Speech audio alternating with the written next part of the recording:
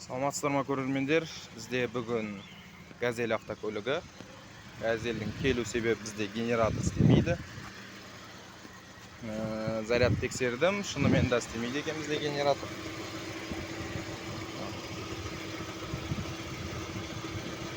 Так, бізде 12-де 3 вольт беріп тұр. Генераторды шығардым, тексердім, стендте істеп тұр, бірақ бізде істемейді. Келесі біз контрольмен ең бірінші минус плюсын тексереміз.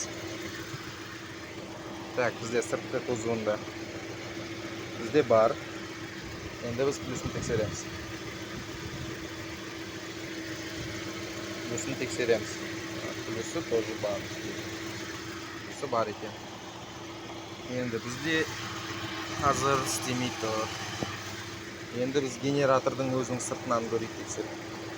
Өйткені бізде стенд жүзінде істеді. Не үшін автокөлікке салған кезде бұл генератор істемей қалды бізде.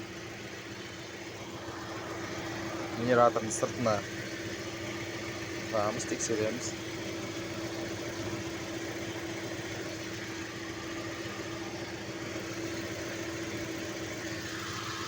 Бізде генератордың өзінде 21 вольт беріп тұр екен. Яғни бізде или масса, или плюста проблема бар.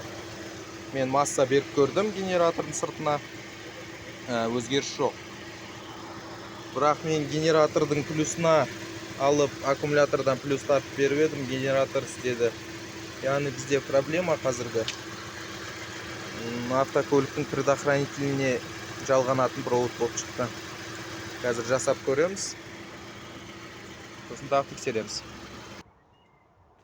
Бізде мұна контактіде тоқ өтпей тұр. Осыны босатамыз. Тексеріп көреміз. Основной осы бізде газельдерде осындай проблема көп кездеседі. Бізде мейіріп кетіпті кішкене. Осыны жасап көреміз.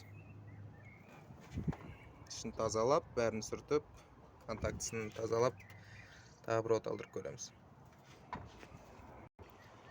Контактілерін бәрін тазалап біттім.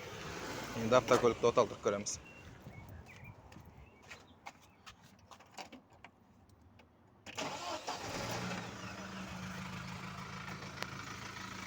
От алдырдым.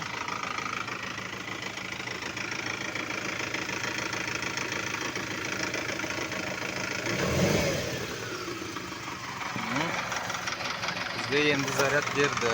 Автокөліктің проблемасы қасында тұратын предохранительдің контактісі кетіп қалған болып шықты. Назар салғандарыңызға рахмет.